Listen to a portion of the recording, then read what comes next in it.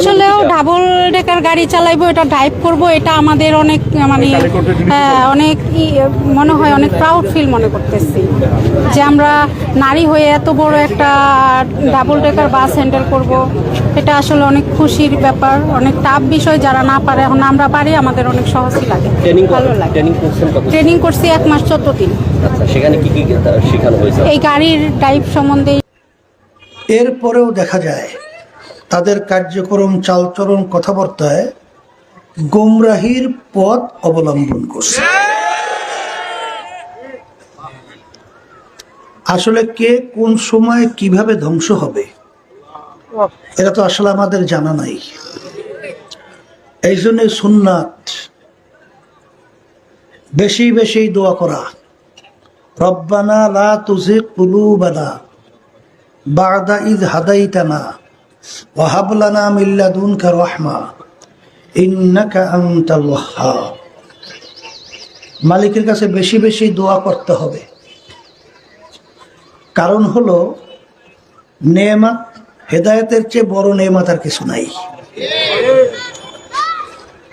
উজানি কারি ইব্রাহিম সাহেব রহমাতুল্লাহি আলাইহি তার কাছে প্রশ্ন করছিলেন একজন হযরত,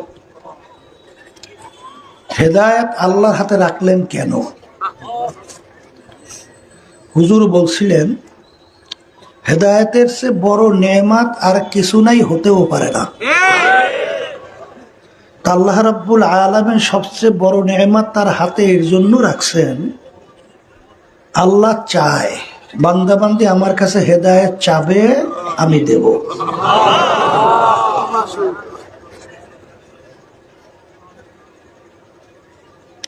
আল্লামা জিলি রহমাতুল্লাহি আলাইহি লেখছেন, কবরে যাইয়া মাপ পাওয়ার আগ পর্যন্ত নিজেকে নিজে একটা শুয়োরের চেয়েও ভালো মনে করা যায় না। ওমর ফারুক রাদিয়াল্লাহু তাআলা আনহু অর্ধেক দুনিয়ার রাজত্ব করার পরেও দ্বিতীয় খলিফা, বেহেশতের সুসংবাদ 10 জনের ভিতরে একজন। অনেক সময় রাস্তা দিয়ে হাঁটতো, ফেজাকুটা নাড়া হাতের ভিতরে উঠাইতে, আফসুস করতো, 2 চোখের পানি ফেলাইতো, আর বলতো, ফেজাকুটা নাড়া তুই আমার চেয়ে অনেক ভালো, কারণ তোর হিসাব নাই, নিকাশ নাই, বেহেশত নাই, দোজখ নাই। আল্লাহর সামনে দাঁড় হইয়া তোর কোনো হিসাব দেওয়া লাগবে না। কিন্তু আমি ওমর তো মানুষ, আল্লাহর সামনে দাঁড়াই আমার হিসাব দিতে হবে। আমি যদি ধরা খাই তাহলে তো আল্লাহ মাফ করুক আমার জন্য জাহান্নাম, আর তোর জাহান্নামের কোনো চিন্তা নাই। এই জন্য নিজেকে নিজে কখনোই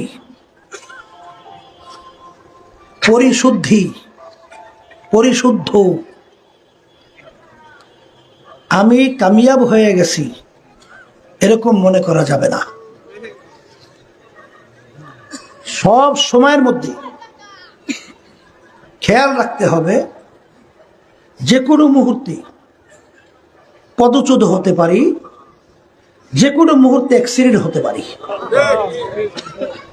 এই জন্যই আল্লাহর ওলিদের ইতিহাস বললে দেখবেন, যেমন হাদিসের ভিতরে আসছে, এক সাহাবী খুব জোরে সোরে যুদ্ধের ময়দানে যুদ্ধ করতেছে। আল্লাহ রাসূল সাল্লাল্লাহু আলাইহি ওয়াসাল্লাম বলতেছেন, তাকে ইঙ্গিত করে সে জাহান্নামী। সাহাবায়ে কেরাম আশ্চর্য হয়ে গেল, ইসলামের পক্ষে এত যুদ্ধ করার পরে জাহান্নামী হয় কিভাবে? সাহাবায়ে কেরাম নজরে রাখছে, যখন নাকি যুদ্ধের ময়দানে আহত অবস্থায় পড়িয়া আছে, তখন নিজের ছুরি নিজে গলায় লাগাইয়া আত্মহত্যা করছে। তখনই সাহাবায়ে কেরাম বলতেছেন যে আসলে ব্যাপারটা আল্লাহর হাবিব যে বলছেন, বাস্তবে তা দেখলাম। এর জন্য খবরদার, কখনোই নিজেকে আমি পুরা কামিয়াব হয়ে গেছে এটা মনে করা যাবে না। কামিয়াবের রাস্তায় আল্লাহ রাখছেন, এই জন্য শুকরিয়া বেশি বেশি আদায় করতে হবে। এখানে গর্ব করা ফকর করার কিছু নাই, কথা ঠিক না? এরপরে সবচেয়ে বড় সমস্যাটা হলো এই যে আমরা তরিকে অনেকে ঢুকি ঠিক, বয়াত গ্রহণ করি ঠিক, দিন কায়েম সংগঠন, দিনী সংগঠন, কিন্তু অনেকে না বুঝে হয়তো বা তরিকার ভিতরে ঢুইকা, দিনী সংগঠনের ভিতরে ঢুইকা বিভিন্ন সময় যখন পরীক্ষা আসে তখন পরীক্ষায় পাশ করতে পারে না। তখন পরীক্ষা পাশ করতে না পাই দিয়া তখন নিজে তো ডুবি জাতি নিয়ে ডুবে। এর কারণ হলো শত লোক যারা নাকি চরমনাই তরিকার সাথে জড়াইয়া নাই বা এই দিনী সংগঠনের সাথে চরমনাই আল্লাহ কুতুব যা রেখে গেছে এর সাথে জড়াইয়া নাই, তারা যদি চরমনাইয়ের বিরুদ্ধে কোনো আচরণ করে তাতে কিন্তু চরমনাইয়ের আল্লাহর রহমতে কোনো ক্ষতি হয় না। কিন্তু চরমনাইয়ের লেবেল পোশাক সিল লাগাইয়া যদি এইটা কেউ ব্যতিক্রম করে তখন অন্যান্য দায়িত্বশীলদের মধ্যেও কিন্তু আগ্রহ, উদ্বেগ, উদ্দীপনা অনেকটা কমে যায়, আর সাথে সাথে ক্ষতিটা খুব বেশি হয়।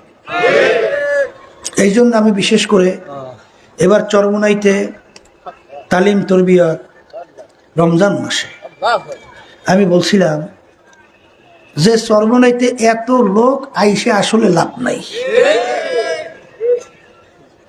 যারা যতক্ষণ পর্যন্ত কোরআন এবং হাদিস অনুযায়ী আমরা আপনাদেরকে চলতে বলবো ততক্ষণ পর্যন্ত আপনারা আমাদের কথা মাইনেন, কারণ এটা আমার জন্য না, আমার ব্যক্তির জন্য না, এটা আপনার নিজের জন্য। আর যখনই কোরআন এবং হাদিসের বাহিরে কোনো কথা আমরা বলবো তখন আপনি সরিয়ে যাইয়েন, কথা ঠিক কিনা? কিন্তু কোরআন এবং হাদিসের বাহিরে না হওয়া পরেও যারা নাকি বিভিন্ন পথ অবলম্বন করবে তারা কিন্তু এই তরিকার সংগঠনের আপনি ক্ষতি করছেন। শুধু তাই না, এই তরিকার যে মুরব্বীরা তাদের রুহানি বদদোয়াও কিন্তু আপনার প্রতি লাগবে। আর রুহানি বদদোয়ার এই লাইনে না পইরিয়া সরিয়ে যাওয়া ভালো, কথা ঠিক না? এই জন্য বলছিলাম যে আপনারা আইসা চরমনাইতে ভিড় বাড়াইয়েন না, আপনারা যেদিকে ভালো লাগে সেদিকে রাস্তায় চলেন, আর যারা ঠিক মতো চলতে পারবেন তারা আইসেন, কথা ঠিক না? অনেকে তো মনে করে যে অনেকে খুশি হয় মনে মনে যে এইবার চরমনাইয়ের এই বিভিন্ন কায়দা কায়দা লোক কমেছে, তুই খুশি। আসলে ওরা তো বুঝি আর বেজারে কি, এখানে তো আল্লাহর রহমতে আমাদের কোনো খুশি, এখানে কোনো বেজারে কিচ্ছুই নেই। আব্বাস রহমাতুল্লাহি আলাইহি বলতেন যে তরিকা করি আল্লাহকে রাজি খুশির জন্য, কথা বুঝেন নাই? কারণ এই তরিকা দিয়া কি আমাদের কি সংসার চালাইতে হয়? তাইলে এই তরিকার জন্য রাত্র দিন গরমের মধ্যে শ্রম, কত গালাগালি, কত জানের হুমকি ঝুঁকি, এই নিয়ে তারপর চলতে হয় রাস্তায় রাস্তায়। হ্যাঁ, এর কারণ কি? কি ভাত খাইতে পারি না এর জন্য? তাহলে কিসের জন্য? এরা একমাত্র নিজে জাহান্নামের আগুন থেকে বাঁচো, আহাল পরিবার পরিজনকে জাহান্নামের আগুন থেকে বাঁচাও।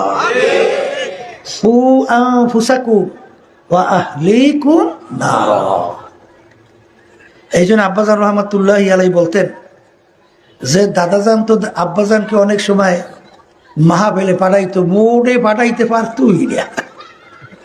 আব্বাজান বলে আমার বাবাজান আমার স্বাস্থ্য খারাপ, আমি পারবো না, আমার দ্বারা সম্ভব না।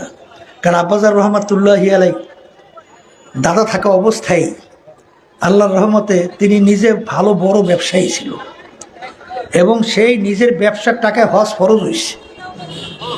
সে নিজের টাকায় কিন্তু ফরজ হজ তখন আদায় করছে দাদাজান থাকতে, কথা বলছেন নাই? এরপরে তো আল্লাহ রাব্বুল আলামিন দাদাজান থেকে শুরু করে আল্লাহ আলহামদুলিল্লাহ দুনিয়ার বাহ্যিক দিক থেকে সম্পদের দিকে আল্লাহ তো অনেক অনেক ভালো রাখছে। কথা বুঝেন নাই? অনেকে তো হয়তো মনে করেন যে এরা মনে হয় মাহফিল করে আসলে সংসার পরিচালনার জন্য না, এইটা ভুল মনে করছে। কথা বলছে এইটা একমাত্র আল্লাহ কত ফজল করি রহমাতুল্লাহ আলাই দেখতাম আগুন মহা পাড়ি দিয়েছিলাম না পরশুদিন আগুন মহা, আগুন মুখা, আগুন মুখা পাঠিয়ে দিয়ে আসছি। তা আব্বাজার রহমাতুল্লাহ সোয়ার পুকুরি পুকুরি আছে না, সেখানে শুনছিলাম কত নম্বর সিগন্যাল দিছে, 10 নম্বর না কত নম্বর সিগন্যাল।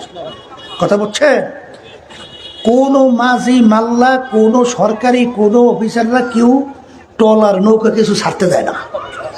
কিন্তু আব্বাজার রহমতুল্লাহ বলতেছেন যে আমার তো ওয়াদা করা, আমার তো সে মাহফিলে যেতে হবে, কি করব আল্লাহ তাওয়াক্কুল করিয়া। আচ্ছা কোনো মাঝি আছেন, রাজি আছেন যে নিয়ে পাড়ি জমাইবেন? তখন তো পাড়ি জমাইছে, মুজাহিদরা সব নদীর কাছে সে কান্নাকারি শুরু করছে এই বিশাল বিপদের মধ্যে। তাহলে এত বড় ঝুঁকি নিয়ে পাড়ি জমায়। আব্বাজান রহমতুল্লাহ আলাইকে দেখছি ওয়াদার ব্যাপারে আলহামদুলিল্লাহ যত কষ্ট হোক কোনো সময় ওয়াদার ব্যাপারে এটা কিনছে এদিক ওদিক হতো না। তাইলে মনে করতে হবে যারাকে চরমনের তরিকার সাথে জড়াইছে, আমি সেই ভাইদেরকে বলবো, পর্দা আলে মা বোনদেরকে বলবো, শোনেন কি হবে তা জানি না, তবে যত দিন যায়, রাত্র যায়, সপ্তাহ যায়, মাস যায়, বছর যায়, যুগ যায়, ততই কিন্তু কেয়ামতের দিকে আগাইতেছে। কথা ঠিক কিনা? আর কেয়ামতের দিকে আগানো অর্থ কি? এর অর্থ হলো একজন এরকম আল্লাহর বান্দা বান্দি থাকবে না, আল্লাহ আল্লাহ আল্লাহ বলার মতো একজনও যখন থাকবে না তখন কিয়ামত হবে। এরকম ঘটনা তো হবে, কথা বলে না, না হবে না? তাই যেহেতু হবে সেদিক থেকে এখন ঈমান রক্ষা করা কত কঠিন হবে। আল্লাহ রাসূল সাল্লাল্লাহু আলাইহি ওয়াসাল্লাম বলছেন, জ্বলন্ত একটা আগুনের আংটা কয়লা হাতের মুঠার ভিতরে রাখতে যত কষ্ট, তার চেয়েও বেশি কষ্ট হবে শেষ যুগের মধ্যে ঈমানদারদের ঈমানের উপরে মজবুত থাকা। কিন্তু আল্লাহ রাসূল সাল্লাল্লাহু আলাইহি ওয়াসাল্লাম বলছেন যে শেষ পর্যন্ত একটা দল থাকবে ঈমানের উপরে মজবুত। যত বিপদ, যত মুসিবত, যত লোভ, যত টাকার অপার, যত সম্মানের অপার, যত পথের অপার, কিন্তু আল্লাহর ফজল করবে তাদেরকে ঈমান থেকে সরাতে টলাতে পারবে না। তারা ঈমানের উপরে মজবুত থাকবে। আমি আপনাদের কাছে দোয়া চাই, আমিও দোয়া করি, কারণ এই 2026 জাতীয় নির্বাচন হয়েছে। সেই নির্বাচনে আমরা বলতে গেলে ক্ষমতার দ্বার প্রান্তে ছিলাম না, কথা বলে না। তো এই অবস্থায় ওখান থেকে ফিরে আসাটা এটা কিন্তু বলা মুখে সহজ, ব্যাপারটা কিন্তু বড় কঠিন। তাই ফিরে আসলাম কেন? আসছি একমাত্র আল্লাহ রাব্বুল আলামিনকে রাজি খুশির উদ্দেশ্যের জন্য। কারণ কি? কারণ হলো আমরা দল করি ইসলাম, দল করি কি? তাই যেখানে এইটাকে এক পর্যায়ে জামাত নেতৃত্বে নিয়ে যখন তারা ঘোষণা করছে ইসলাম অনুযায়ী, শরিয়া অনুযায়ী তারা রাষ্ট্র চালাবে না, তখন সেখানে ইসলাম থাকে না। তাই যেহেতু ইসলাম থাকে না, সেখানে আমরা ইসলাম পরিচয় দিয়ে আমরা থাকবো কিভাবে? ওই কঠিন মুহূর্তে ওই আমাকে এক দায়িত্বশীল বলছিল যে আমরা নদীতে পাড়ি দেব, তাই নৌকায় সবাই একত্রিত হয়ে উঠছি, নৌকায় সবাই একত্রিত হয়ে উঠছি, নৌকা রওনা করছে। এই নদীর মাঝে যাইয়ে নৌকার ভিতরে আগুন ধরে গেছে, নৌকার ভিতরে আগুন ধরে গেছে। এখন নৌকায় থাকলেও পুইরে ছাই, আর নামার পাশ করে তর মাটি নাই। এখন পড়তে হবে নদীর মধ্যে, কি মধ্যে পড়তে হবে? এখন ঝাঁপ দিয়ে নদীর ভিতরে যদি পড়ে তাহলে কিনারায় আসতে একটু সময় লাগবে না? তাই বলতেছে আমাদের অবস্থা এবার নির্বাচনে তাই হয়েছে। ফলে তাকে বলে আমরা একত্রে রওনা করছিলাম যে এই 54 বছর পর্যন্ত এই দেশটা যারা পরিচালনা করলো, এই লক্ষ লক্ষ মানুষ এই দেশকে স্বাধীন করতে গিয়ে জীবন দিল, কিন্তু যেই লক্ষ্য উদ্দেশ্য ছিল সাম্য, মানবিক মর্যাদা, ন্যায় বিচার প্রতিষ্ঠা, কিন্তু যারা পরিচালনা করছিল এদের মাধ্যমে একটাও আমরা বাস্তবায়িত হতে দেখি নাই। তাই যেহেতু দেখি নাই, তো এখানে 5ই আগস্ট 2024-এর পরে গণ অভ্যুত্থানের পরে একটা সুযোগ আসছিল। এই সুযোগটা কাজে লাগাবার জন্য আমরা চেষ্টা করছিলাম। আল্লাহর রহমতে সারাও যাচ্ছিল। তাই সারা জাগার পরে এখানে যে লুভিরা যে বিভিন্ন কৌশলে বসে অপেক্ষা করতেছে, এটা আসলে আমরা বুঝি নেই। কারণ কি, না বোঝার কারণও তো আছে। শোনেন, ওই যে একটা গ্রাম্য কথা আছে না, তাহাজ্জুদের নামাজ পড়ে গোসল করে, বুঝছেন, আর একজনে চুরি করিয়ে গোসল করে। এখন তাহাজ্জুদ আলাহ চিন্তা করে যে ও মনে আমার মতো